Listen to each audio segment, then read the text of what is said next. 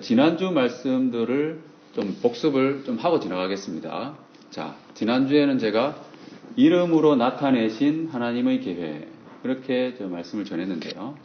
자, 이 5개의 이름이 나오죠. 기억이 나십니까? 호세아가 무슨 뜻이죠? 네, 호세아는 구원이라는 뜻이고요. 자, 고멜은 완전하다는 뜻이었습니다. 그래서 고멜이라고 하는 그 의미는 그 독립적으로 그 의미를 가질 수가 없다고 그랬죠. 그래서 호세아와 붙어 있을 때는 구원이 완전하다 그랬습니다. 그렇지 않을 때는 타락이 완전하다 그런 이야기를 했었고요. 자, 이스라엘은 뭡니까? 이스라엘은 하나님이 뿌리시다 이런 뜻입니다. 좀 씨 뿌릴 때 사용되는 말이죠. 그래서 하나님이 뿌리시다 그 뜻이었고요.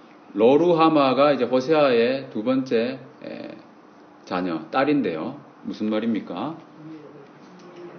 긍휼히 여김을 받지 못한다 이런 뜻입니다. 그 다음에 세 번째 자녀, 둘째 아들이죠. 로암미는 내 백성이 아니다 그랬습니다. 그래서 이 로자가 부정의 의미를 가지는 말인데 루하마하고 암미가 되면은 긍휼이다 또는 내 백성이다 이렇게 되는 거죠. 자, 그래서 제가 지난주에 잠깐 말씀을 드렸는데 제가 그 지난주에 그 설교를 준비를 하면서 정말 하나님 말씀의 참 그 심오함에 대해서 제가 스스로 많이 감탄을 했었거든요. 근데 여러분들한테 그 부분을 제가 많이 설명을 못 드린 것 같아요. 예를 들면 이런 겁니다. 제가 이 계획을 이렇게 대지를 풀었었죠. 처음에는 하나님께서 왜 이름으로 사람들에게 이렇게 나타내셨는가. 1장을 보면 대부분 이름으로 도배가 되어 있잖아요. 호세아 1장에 보면 이름으로 말씀하신 거예요. 그죠? 왜 그렇게 했느냐 하면은 모든 사람에게 분명하게 전하기 위해서다. 이름은 자주 부르는 거잖아요. 그러니까 어느 누구도 못 들었다고 핑계할 수 없도록 하나님께서 모든 사람에게 분명히 전하도록 하기 위해서 사람 이름에다가 하나님의 메시지를 담아 놓으셨다는 거죠. 그리고 두 번째는 말씀 자체의 능력으로 하나님이 일을 행하신다는 겁니다. 그래서 자주 반복되는 그 말, 그러니까 사람의 말도 능력이 있는데 하물며 하나님의 말씀은 얼마나 더 위대한 능력이 있습니까? 그래서 하나님께서는 그 말씀 자체로 일을 하시기 때문에 그 능력을 활용하신다 그 뜻이고요. 세 번째는 첫 언약의 한계와 새 언약의 필요성 강조인데요. 특히 이 부분이 상당히 심오하다고 저는 많이 느꼈어요, 개인적으로. 그래서 여러분들께 이 말로 풀었는데 이 부분들이 여러분 그 좋은 경치, 아주 아름다운 경치 보고 나서 와가지고 사진도 안 가져와가지고 말로 이야기하면은 그죠? 듣는 사람이 이해가 안 되잖아요, 그죠? 그런 거를 제가 좀 그 설교 끝나고 난 뒤에 좀 돌아보면서 내가 너무 안 그래도 이 표현력이 한계가 있는데 그 아름다운 하나님의 그 구속사적인 측면의 그 메시지가 전해지는 것이 좀 둔하지 않았나 이런 생각이 좀 들더라고요. 그래서 제가 좀 고생을 조금 해가지고 한번 정리를 해봤어요. 사진은 아니지만 나름대로 여러분들이 이해할 수 있을 만한 그런 차원으로 정리를 해봤는데 이게 왜 중요하냐면요. 여러분 그 예수님께서 부활하신 이후에 엠마오로 가는 두 제자를 만나서 동행하시면서 대화하신 거 혹시 기억나시죠?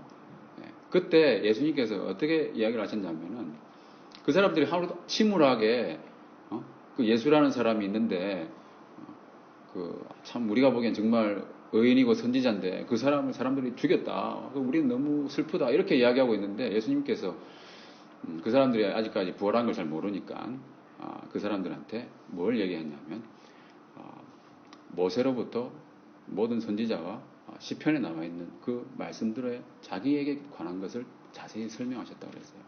그 뭐냐면 구약 성경에 있는 그 모든 것에 예수님이 숨어져 있는데 그것들을 유대인들은 잘 몰랐던 거죠. 메시아에 대한 그 예언들을. 근데 그것들을 쭉 설명하셨을 때 그들의 마음이 밝아졌습니다. 하나님이 이렇게 놀라운 말씀들을 그 구약에다가 이렇게 기록해 놓으셨구나. 우리가 그것을 이제 조금씩 찾아가는 거죠. 이미 많은 학자들에 의해서 드러난 것도 있지만 아직 드러나지 않은 부분들 많이 있습니다, 여러분. 하나님의 말씀은 말 그대로 시편에 나와 있는 말씀처럼 주의 계명은 심히 넓으시니이다 그랬거든요. 어마어마하게 넓은 그런 넓고 깊고 한 말씀인데, 자, 그래서 첫 언약과 새 언약을 여러분들 잘 이해하시는 게 정말 중요해요. 신앙생활 하는 데 있어서. 왜냐하면 우리는 예수님을 믿는 사람들이잖아요. 그렇죠? 이게 왜 중요하냐면 예수님을 믿는다고 하는 것은 새 언약에 관한 거거든요. 근데 이 부분을 잘 모르면 자칫 잘못하면은 유대교처럼 돼버립니다. 율법주의처럼 돼버린다는 거죠. 그래서 이 부분을 제가 그래서 강조를 드립니다. 자, 첫 언약은 율법입니다. 그죠?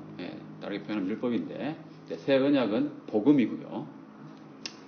자, 하나님과 이스라엘과의 관계에 있어서 율법에 명시된 바에 의하면 하나님과 이스라엘을 연결시켜주는 것은 뭡니까? 이 언약을 통해서 연결시켜주는 것은 바로 뭡니까? 동물의 피입니다. 그렇죠? 양이나 염소나 송아지의 피로 하나님을 만날 수 있잖아요. 그죠? 그겁니다. 그리고 이 호세아에 나타난 말씀에 보면 하나님을 상징하는 사람이 호세아고요. 호세아의 아내 고멜이 이스라엘을 상징하거든요. 그러니까 호세아와 고멜은 결혼 관계로 맺어진 사이죠. 그리고 호세아와 고멜의 자녀들이 뭡니까? 조금 전에 우리가 그 자녀들의 이름도 다시 살펴봤잖아요. 이스라엘과 로르하마, 로함미. 요거는 조금 전에 그 이름 의미를 살펴봤고요. 이런 의미였고요. 자, 그러면 이제 새 언약에 들어와서 하나님과 누구와 연결시켜 줍니까? 하나님의 백성이죠. 그 영적 이스라엘이라고 합니다.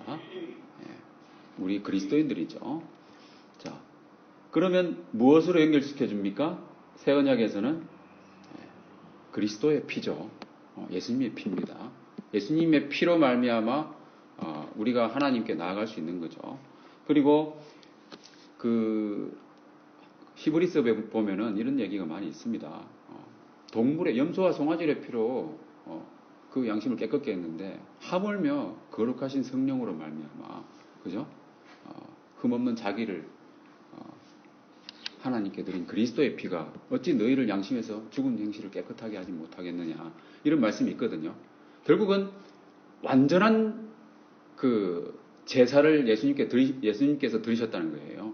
그래서 지금은 더 이상 제사가 필요하지 않다, 이렇게 돼버린 거잖아요. 자, 그래서 마찬가지 하나님을 상징하는 사람은 호세아고 또 영적 이스라엘을 상징하는 그 사람은 고멜인데요. 자, 그러면 고멜과 호세아는 여기 새 언약에서는 어떻게 이어집니까? 이 부분이 중요합니다. 새 언약에서는 호세아 3장 2절에 보면요, 호세아가 몸값을 주고 고멜을 사옵니다. 이거를 영어로 하면 redeem이라고 하거든요. 우리나라 성경에는 주로 속량이라는 단어로 주로 번역을 해놨어요. 그래서 호세아가 몸값을 주고 사오는 것이 마치 하나님이 자기 아들 예수 그리스도를 희생을 시켜서 우리를 사신 거예요. 그럼 우리의 소유권은 누구한테 있습니까? 값을 하나님이 지불하셨기 때문에 우리의 소유권은 하나님께 있는 겁니다. 그래서 우리가 예수님을 주님으로 부르는 게 뭡니까? 모든 것의 주인이잖아요. 그렇죠? 하나님은 만유의 주님이시고, 그래서 이렇게 연결되고 있고요. 마찬가지 호세아와 고멜의 자녀들은 어떻게 됩니까? 이스라엘은 그대로 이스라엘이라는 겁니다. 호세아 1장에서, 그렇죠? 변화가 없습니다. 이름에. 이해가 되시죠? 그리고 로르하나마는 어떻게 됐습니까? 루하마가 되었죠. 그리고 로암미는 암미가 되었고요. 그래서 이 이름들은, 자, 이스라엘은 이름의 변화는 없지만 그 흩어 씨를 뿌린다고 하는 것은 결국 씨가 심겨지는 거잖아요. 흩어 뿌릴 때는 고난과 고통이 따르지만 심겨져서 뿌리를 내리고 자라서 열매를 맺으면 어떻게 됩니까? 그것은 나중에는 영광이 된다는 거예요. 심음이라고 하는 의미를 담고 있는 것이고요. 자체적으로. 이스라엘이라고 하는 말 자체가 그런 의미가 있다는 겁니다. 그래서 이름이 변할 필요가 없는 거죠. 예. 로루하마는 긍휼의 의미고 로암미는 내 백성이라는 의미입니다. 자, 그럼 이것들의 상징성을 다시 한번 이야기하자면 이스라엘은 흩어 뿌려질 때는 고난과 죽음을 의미한다는 겁니다. 첫 언약에서 주로 이야기하는 그 메시지입니다. 자, 그리고 마찬가지로 조금 전에 말씀드렸지만 고난과 죽음 이후에 심어져서 열매를 맺고 그러면 뿌려졌으니까 여기저기서 나타날 거 아닙니까? 그 열매들이. 그게 뭡니까? 결국은 부활과 영광의 의미를 담고 있는 것이죠. 그죠? 그 다음에 로루하마와 로암미는 정죄의 대상, 타락한 백성이 뭐냐면 첫 언약의 결과가 뭐냐 하는 겁니다. 자녀들은 결국 부모의 결과물들이잖아요. 첫 언약의 결과는 결국 정죄의 대상이 나타나는 거예요. 그죠? 타락한 백성의 그 결과다. 결국은 첫 언약으로는 사람을 의롭게 할 수 없다. 이렇게 돼버리는 거잖아요. 그죠? 그리고 그게 바로 율법의 목적이고요.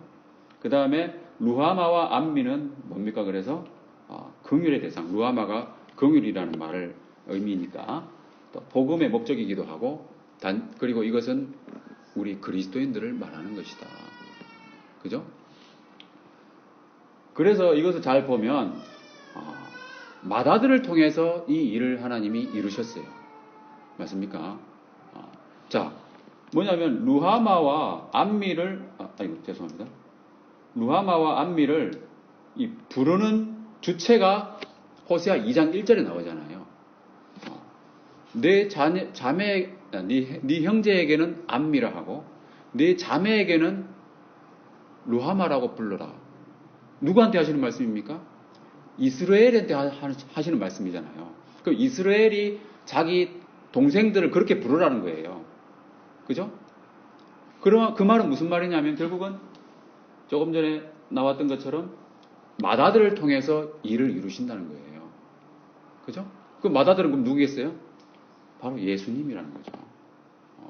맏아들은 예수 그리스도가 되는 거예요. 상징적으로 이야기하자면. 그래서 나중에 지금 계속 이렇게 흩어 뿌려진 그 복음의 씨앗들이 각국 세계 곳곳에서 자라고 있습니다. 그죠? 그 주님께서 추수의 날이 되면은 주님께서 수확을 하시겠죠. 그 이스라엘의 날이 어마어마하게 크지 않겠습니까? 그래서 1장 10절에 보면은 이스라엘의 큰 날에 대해서 하나님께서 예고하고 있다는 겁니다. 그렇죠? 이게 호세아 1장에 이렇게 숨겨져 있는 이 복음의 비밀, 새 언약의 비밀이 담겨져 있는 거예요. 제가 이걸 발견하고 너무 놀랐습니다. 여러분들도 그런 어떤 마음속에 어떤 경탄하는 마음이 아마 있으실 것 같은데 그럴 때 정말 주님을 찬양하는 거죠. 하나님 정말 위대하십니다 하는 것을 우리가 알 수 있고요. 그래서 이렇게 좀 정리를 해봤습니다.